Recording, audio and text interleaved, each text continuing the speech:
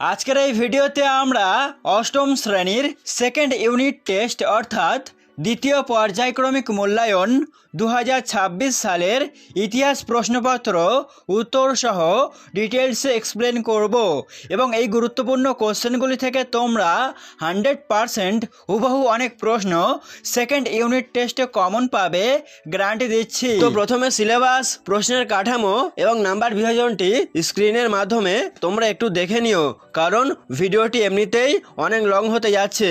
তো যাই হোক বন্ধুরা, এখন আমরা চলে আসবো একের দাগের প্রশ্নে। সঠিক উত্তরটি বেছে নাও যে কোনো 10টি। প্রথম প্রশ্ন, দাদন বলতে বোঝায় অগ্রিম অর্থ, আবওয়াব নাকি বেগার শ্রম? সঠিক উত্তরটি হবে অগ্রিম অর্থ। পরের প্রশ্ন, জাতীয় কংগ্রেসের প্রথম অধিবেশন বসেছিল? সঠিক উত্তরটি হয়ে যাবে বোম্বাইয়ে। পরবর্তী প্রশ্ন, সত্যশোধক সমাজ প্রতিষ্ঠা করেন? সঠিক উত্তরটি হয়ে যাবে জ্যোতিরাও ফুলে। পরের প্রশ্ন, ভারতে প্রথম পাটের কারখানা গড়ে ওঠে? সঠিক উত্তরটি হবে রিসরাই। পরবর্তী প্রশ্ন, হিন্দু মেলা প্রতিষ্ঠা করেন? সঠিক উত্তরটি হবে নবগোপাল মিত্র। বেশ গুরুত্বপূর্ণ প্রশ্ন। পরের প্রশ্ন লক্ষ্য করো, নীল বিদ্রোহের একজন নেতা ছিলেন? সঠিক উত্তরটি হবে দিগম্বর বিশ্বাস। পরের প্রশ্ন, জাতীয় শিক্ষা পরিষদ গঠিত হয়েছিল? সঠিক উত্তরটি হবে 1906 খ্রিস্টাব্দে। পরবর্তী প্রশ্ন, আর্য সমাজ প্রতিষ্ঠা করেন?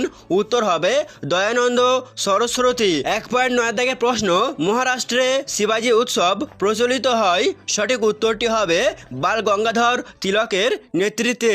পরের প্রশ্ন, ওহাবি আন্দোলনের সূচনা হয়? সঠিক উত্তরটি হবে আরবে। পরের প্রশ্ন, বাংলায় বিপ্লবী আন্দোলনের সঙ্গে জড়িত ছিল? সঠিক উত্তরটি হবে যুগান্তর পত্রিকা। এবারে চলে আসবো আমরা 2 দাগের প্রশ্নে। প্রতিটি প্রশ্নের মান 1 নাম্বার করে। প্রথম প্রশ্ন, বাংলায় কে কবে ইজাদারি ব্যবস্থা চালু করেন? উত্তর 1772 খ্রিস্টাব্দে ওয়ারেন হেস্টিংস ইজাদারি ব্যবস্থা বাংলায় চালু করেন। পরের প্রশ্ন, ওহাবি কথাটির অর্থ কী? উত্তর নবজাগরণ। পরের প্রশ্ন, কত খ্রিস্টাব্দে কার আমলে ভারতে রেলপথ নির্মাণের সূচনা হয়? বা প্রশ্নটি অন্যভাবে আসতে পারে, যেমন ভারতীয় রেলপথের জনক কাকে বলা হয়? উত্তরে তোমরা লিখবে 1853 খ্রিস্টাব্দে লর্ড ডালহৌসির আমলে ভারতে রেলপথ নির্মাণের সূচনা হয়। পরের প্রশ্ন, দিকু কাদের বলা হয়? বেশ গুরুত্বপূর্ণ প্রশ্ন। উত্তর বহিরাগত মহাজন ও জমিদারদের দিকু বলা হতো। পরের প্রশ্ন, কে কবে আত্মীয় সভা প্রতিষ্ঠা করেন?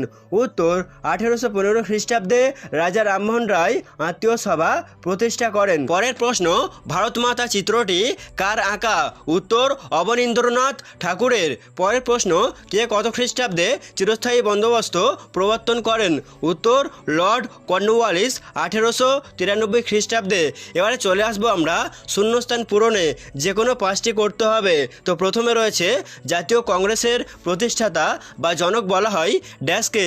এখানে শূন্যস্থানে তোমরা লিখবে অ্যালান অক্টোভিয়ান হিউমকে। পরের প্রশ্ন, ভারতের প্রথম ভাইসরয় হলেন ড্যাশ। এখানে শূন্যস্থানে হবে লর্ড ক্যানিং। পরের প্রশ্ন, ড্যাশ বঙ্গভঙ্গের বা বাংলা ভাগের পরিকল্পনা করেছিলেন?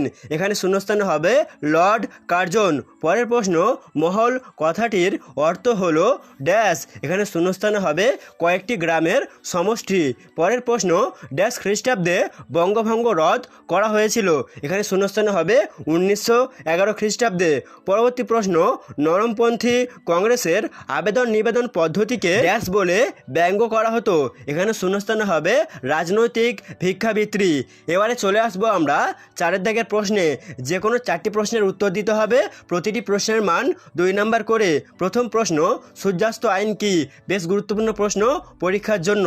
উত্তরে তোমরা লিখবে চিরস্থায়ী বন্দোবস্তে জমিদারদের রাজস্ব দেওয়ার জন্য একটি নির্দিষ্ট দিন ধার্য করে দেওয়া হয়। ওই নির্দিষ্ট দিনে সূর্যাস্তের আগেই জমিদাররা কোম্পানিকে রাজস্ব মিটিয়ে দিতে হতো, নতুবা জমিদারি বাজেয়াপ্ত করে সম্পত্তি বিক্রি করার অধিকার কোম্পানির ছিল। এই নিয়মকে সূর্যাস্ত আইন বলা হয়। পরের প্রশ্ন, অবশিল্পায়ন কাকে বলে?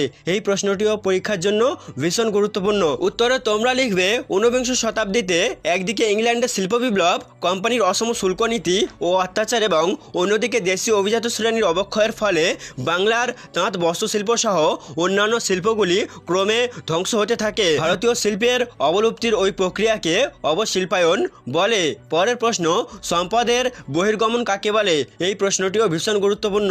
উত্তর, পলাশির যুদ্ধের পর থেকে কোম্পানি অষ্টাদশ শতকের মধ্যভাগে বাংলা ও ভারতের নানা প্রান্ত থেকে ভারতের সম্পদকে ব্রিটেন নানাভাবে স্থানান্তরিত করত।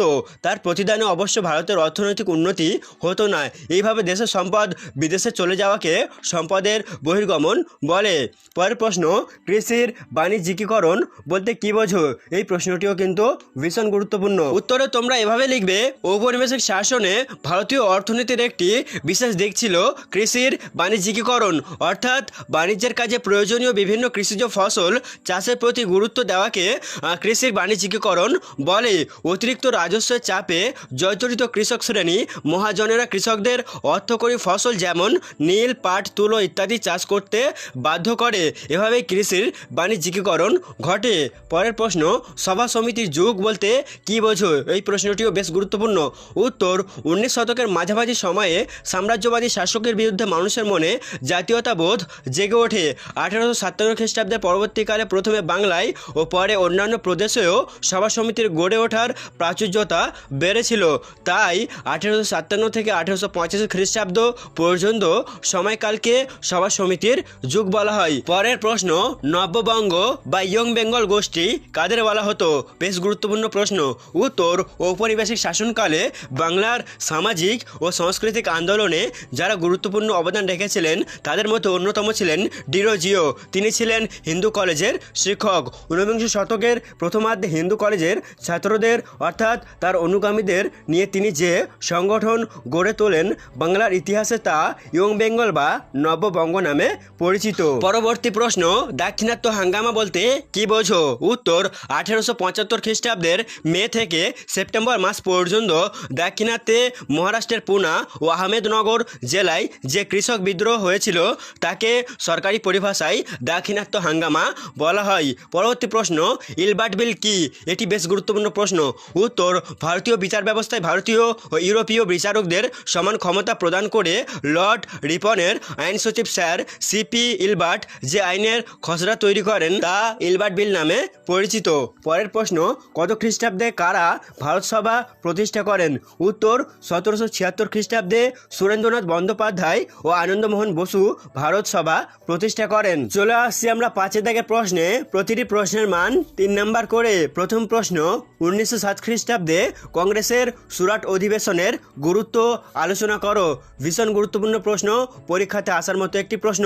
তো উত্তরটা তোমরা দেখে নাও, এখান থেকে এতটা পর্যন্ত তোমরা দেখে দেখে একটু লিখে নিও, ঠিক আছে? কারণ ভিডিওটি এমনিতেই অনেক লং হতে চলেছে। পরের প্রশ্ন, নারী শিক্ষা আন্দোলনে পণ্ডিতা রমাবাইয়ের অবদান লেখো। এই প্রশ্নটিও কিন্তু ভীষণ গুরুত্বপূর্ণ। তো উত্তরটা তোমরা এখান থেকে দেখে দেখে একটু লিখে নিও, কারণ ভিডিওটি এমনিতেই কিন্তু অনেক বড় হতে চলেছে। এবারে চলে আসবো আমরা পরবর্তী প্রশ্নে। টিকা রেখো, ইলবার্ট বিল বিতর্ক। বেশ গুরুত্বপূর্ণ প্রশ্ন। অথবা টেলিগ্রাফ ব্যবস্থার গুরুত্ব, এটাও কিন্তু ভীষণ গুরুত্বপূর্ণ। পরের প্রশ্ন, সম্পদের নির্গমন কি? এটিও কিন্তু ভীষণ গুরুত্বপূর্ণ প্রশ্ন। পরের প্রশ্ন, নীল বিদ্রোহ সম্পর্কে সংক্ষেপে লেখো। পরের প্রশ্ন, হিউম ডাফরিন ষড়যন্ত্র তত্ত্ব বলতে কি বোঝো? এই প্রশ্নটিও কিন্তু গুরুত্বপূর্ণ। পরের প্রশ্ন, অর্থনৈতিক জাতীয়তাবাদ বলতে কি বোঝো? পরের প্রশ্ন দেখো, রানী লক্ষ্মীবাই ও জ্যোতিরাও ফুলে স্মরণীয় কেন? এবারে চলে যাব আমরা 6 দাগের প্রশ্নে। প্রতিটি প্রশ্নের মান 5 নাম্বার করে। প্রথম প্রশ্ন, 1853 খ্রিস্টাব্দে ভারতে রেলপথ নির্মাণের উদ্দেশ্যগুলি ও ফলাফলগুলি আলোচনা করো। ভীষণ গুরুত্বপূর্ণ, পরীক্ষাতে আসার মতো একটি প্রশ্ন। পরের প্রশ্ন, 1857 সালের মহাবিদ্রোহের কারণগুলি আলোচনা করো। এই প্রশ্নটিও কিন্তু পরীক্ষার জন্য অত্যন্ত গুরুত্বপূর্ণ। পরের প্রশ্ন, শিক্ষা ও সমাজ সংস্কার এবং নারী শিক্ষায় ঈশ্বরচন্দ্র বিদ্যাসাগরের ভূমিকা বা অবদান লেখো। এটিও কিন্তু অত্যন্ত গুরুত্বপূর্ণ, পরীক্ষাতে আসার মতো একটি প্রশ্ন।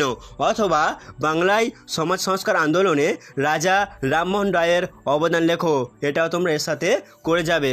6.4 প্রশ্ন, চিরস্থায়ী বন্দোবস্তের সুবিধা বা দিতে পারে সুফল ও অসুবিধাগুলি বা দিতে পারে কুফল আলোচনা করো। এটাও কিন্তু ভীষণ গুরুত্বপূর্ণ।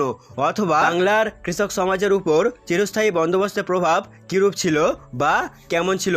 6.5-এর প্রশ্ন, বাংলায় বঙ্গভঙ্গ বিরোধী আন্দোলন সম্পর্কে সংক্ষেপে আলোচনা করো। এই প্রশ্নটি ভীষণ গুরুত্বপূর্ণ, তোমরা দেখে যেও। এক্সট্রা প্রশ্ন হিসেবে রয়েছে সাঁওতাল বিদ্রোহের কারণ ও গুরুত্ব আলোচনা করো। তো বন্ধুরা, এটাই ছিল তোমাদের ক্লাস 8-এর সেকেন্ড ইউনিট টেস্টের সাজেশান, এবং এই সাজেশানটি তোমরা পরীক্ষার আগে ভালো করে প্র্যাকটিস করে নাও। আই হোপ তোমরা এখান থেকে অনেক প্রশ্ন কিন্তু পরীক্ষাতে কমন পেতে চলেছো। সো ভিডিওটি এখানে এন্ড করছি। সবাই ভালোভাবে পরীক্ষা দিও। ধন্যবাদ।